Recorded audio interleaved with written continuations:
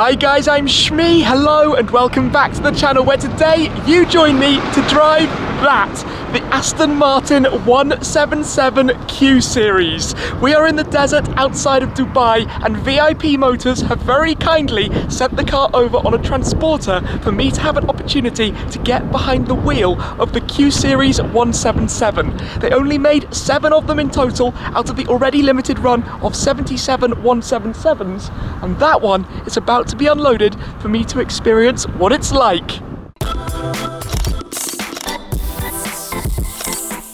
This is it then, have a look at this car. I think one of the most beautiful cars that ever existed. Now I saw this car in the VIP Motors showroom the other day and they have very kindly allowed me now to go and drive it a couple of kilometers to experience what it's like. Now in the early days of the Shmee 150 channel, I actually used to run a website about the 177. In fact, back at the time that had just launched was when I owned my first Aston Martin, a V8 Vantage Roadster. I still to this day think it's one of the best looking cars in the world. It has one of the greatest engines, a 7.3 litre naturally aspirated V12, which at the time was the most powerful naturally aspirated engine in the world with 760 horsepower. But let's get it unloaded, hear the sound, take it for a drive and enjoy what this is going to be about. It's being lowered back then. This is always that moment of suspense. There are only 77 177s in total in existence, and like I said, this is the Q Series, the Q by Aston Martin, with some unique touches to it, like the red carbon fibre for the door mirrors, also around the front splitter. You'll see that when it's fully unloaded in a second.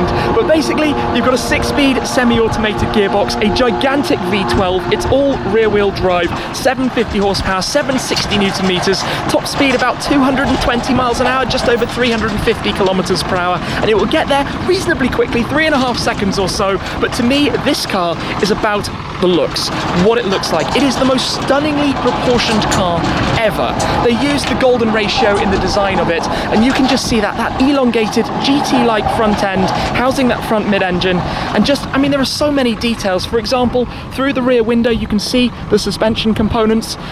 It's gorgeous, it's absolutely gorgeous. Yeah, let's get it fired up, get it unloaded. Oh yes!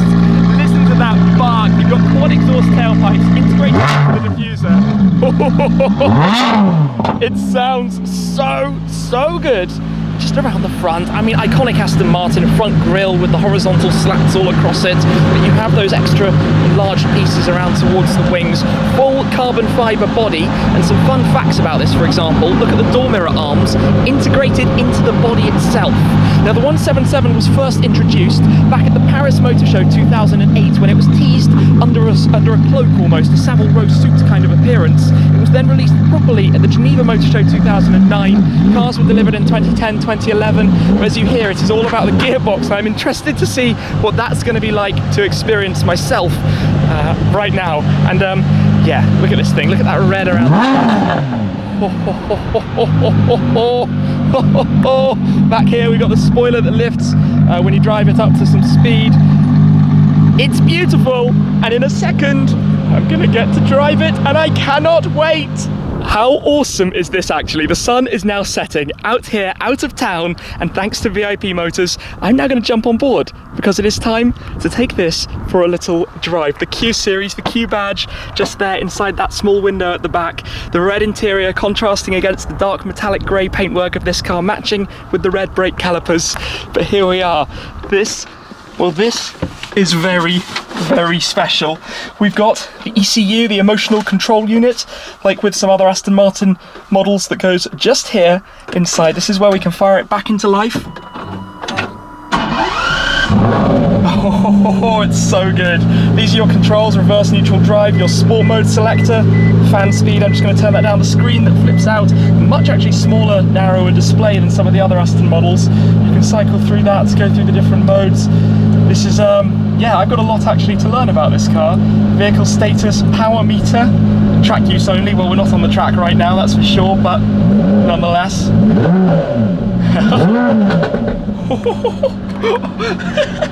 I'm getting giddy at the idea, the excitement of this. This is the Aston Martin 177, and yeah, the road is beckoning. Let's go drive. It is is actually time then. I am sitting inside the 177, ready to take it for a drive. Now, like I said, I did get to drive one about 6 years ago now, out here in the UAE as it happens, over in Abu Dhabi, but I never really had that much experience back at the time of driving super/hypercars as this is. So it's gonna feel like the first time that I've driven this. And the big thing about it is the gearbox. It is very hard to pull away cleanly with this car. So I'll turn off the electronic handbrake. You can either press D to go into gear, or you can pull the paddle to go into first. The 6-speed semi-automated gearbox, we can pop it into sport mode, I think. So don't blame me if it's a little bit jerky to get started, but yeah, that's the clutch. It's hard work, but when you're moving, listen to that. Listen to that sound. That gigantic engine up in front of us.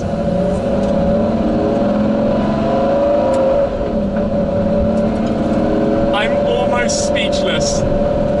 This is an expensive, very valuable, very rare, very special car that VIP Motors have allowed me to drive. I actually cannot quite believe it right at this second, but I'm definitely at the wheel of a 177, and it definitely does this. Listen to that sound as the valves open as well. Intoxicating V12.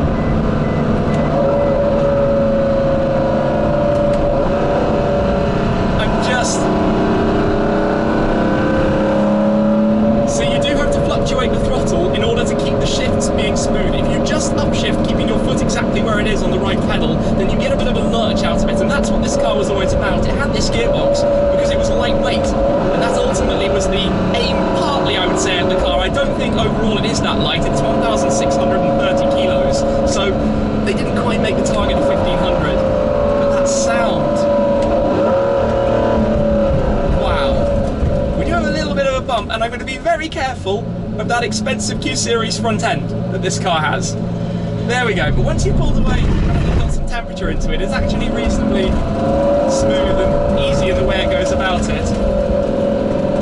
This is just going to be a short little drive to get a feel for the car. Wow. Do you know what? I actually really like it. You know, there are other cars with this kind of gearbox, the Lexus LFA, for example, R8s, many Ferraris.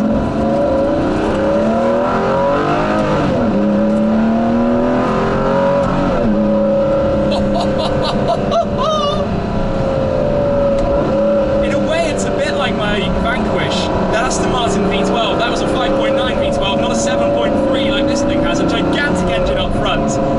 But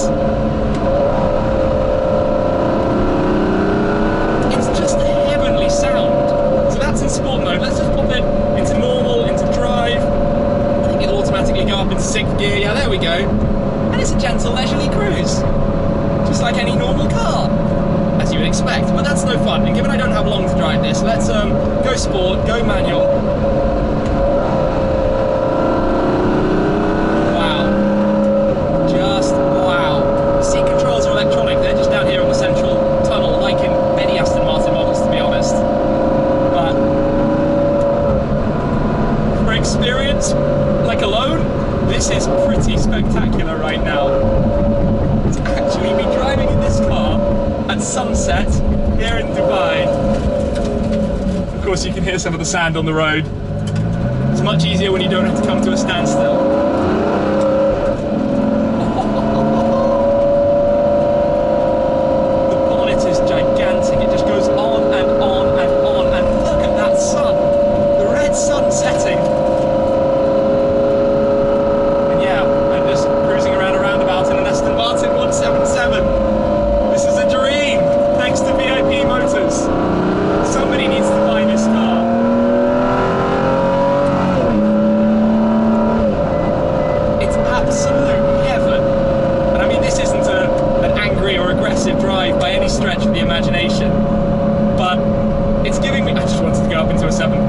Gearbox is not the strong point, I'm not going to lie. The gearbox, in a world now where we have double clutches, even on Audi A3s and VW Golfs and AMG cars of all varieties and those kind of things, it's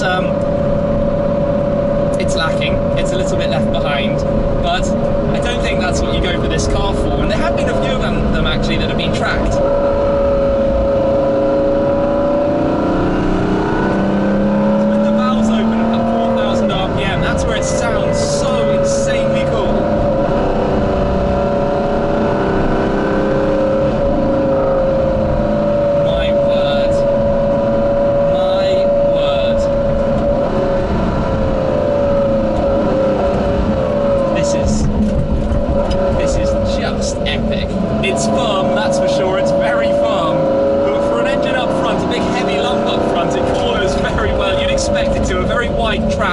not exactly a small car, over the cattle grids, and then we're going to have an opportunity again to, well, to do this.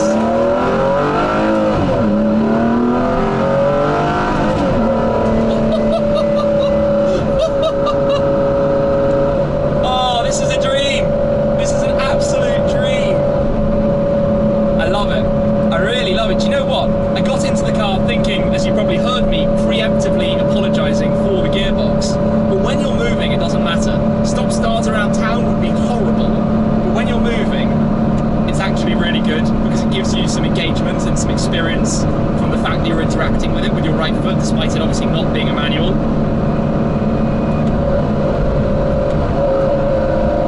I am loving this. I am genuinely loving this. As a car, as a driving experience, looking at those gigantic arches in the mirrors, they stick out like a mile. Oh wow. I'm going to be sad to actually have to get out of this. But I think I've done a couple of kilometres. It's probably time for me to park it up. Sun setting behind me. The 177. The Aston Martin 177. And yes, I love it. All that means then is handbrake back on and back to silence. Wow. That was actually quite special to drive this car. It means a lot to me, the 177. Just so many early memories of getting into cars, getting into the internet, getting into social media was to do with this car. For me, back in the early days, I filmed quite a lot of them, and in fact, out of the 77 cars, well, I've now driven 2 of them, but I've actually myself seen 23 out of the 77 cars, and yes, I do keep track of them. It's the only car that I actually keep track of. And yeah, spine-tingling moment. Genuinely a little bit emotional, just because I've wanted to drive one again for a very long time, and now I've been lucky enough to experience it thanks to VIP Motors, and I can't say thanks to them enough, because honestly and truly, it's not every day you get to drive a car like this. Before I hop on out though, let me just show you a couple more things, and putting the key in will open up the screen. Q Series 4 of 177.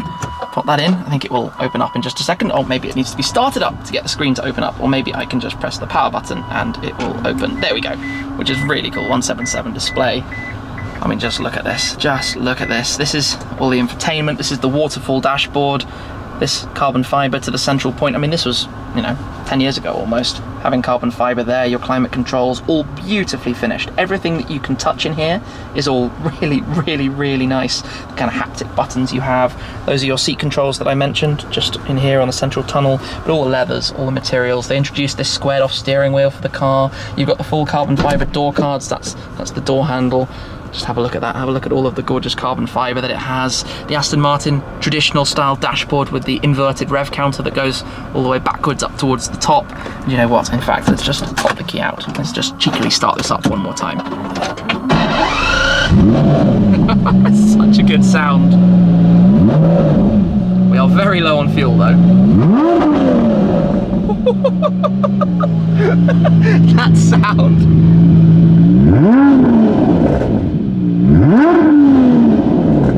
Okay, is that not one of the very best sounds that you have ever heard from a car? I mean, maybe some things are looking a little dated, you know, some of the controls around the wheel because they were, you know, DB9 development. In fact, the gearbox is a development of the DB9 setup at the time. Yes, all right.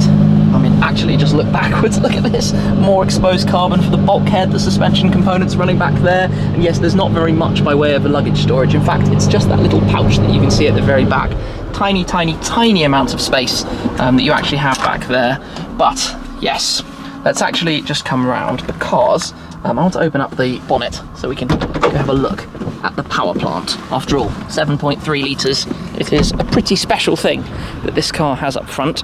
The doors are actually the swan doors, so they open upwards as they open out. But around here, have a look at this. Bonnet opens forwards, and there, 7.3 litre V12, exposed suspension components, the support braces over the top, the plaque in the very centre, carbon fibre for all of the top exposed components. Even you can see the carbon parts that we have here as well. Carbon parts just everywhere, carbon fibre. And really, I mean, really and truly, something very, very, very special, this car. I mean, I don't, yeah, it's gonna gently latch it down. These exposed parts, all of these, all the materials are all just really nice. The way the lights are sculpted to blend into that bodywork that goes around. Give this side a click down as well. Carefully does it. I like the Q by Aston Martin details you have around this huge tail light. It was quite a big thing to have that full width tail light as well. And don't underestimate how wide this car is. I mentioned those arches while I was driving it. I just closed the door quickly. Look at how much they stick out from how much it's sucked in around the sides, around the doors. Everything about it is really very, very special. And I can't believe that I've just had an opportunity to drive this. A huge thanks to these guys, VIP Motors, again, because, well, look at it. Look at this car. Look at this car. Work of art. Beauty in motion, I think you could refer to this as. Yeah, soft spot for this car now, an awful lot. Now I would just love to drive it even more and in more anger. The sun, though, has just set off in the background. I think we should get the car loaded up and taken back home. I actually just want to show you quickly the luggage space that you have in the rear and some of the other features on the inside. So let's open up the door here, where in the center armrest, you actually have a series of buttons. So if we lift this open, in here, you have the fuel filler cap, you have the rear luggage compartment, which we will open, you have traction control, and you also have the button to raise the spoiler, which is kind of cool. Close that back down, give the door a shut for a moment. Of course, we're going to be needing that in just a second, but back here, have a look at this. So in this luggage space area, you're not supposed to put anything on the top, but you've got these two little cubby holes. Toolkit fitted just inside that one, which has those buckles, and then in this one, we've got the instruction book and some paperwork. Not exactly a lot of space. You're not going to be doing a road trip in one of these, but you do have a very, very cool view back there. Close that back down anyway. But again, a big thanks to VIP Motors. What an experience, and of course, thanks to you guys for watching. Yeah. I don't really know what else I can say. Sometimes they say don't meet your heroes. I met my hero, it's still my hero. What a car. So thanks again, guys, and I'll see you very soon. Cheers.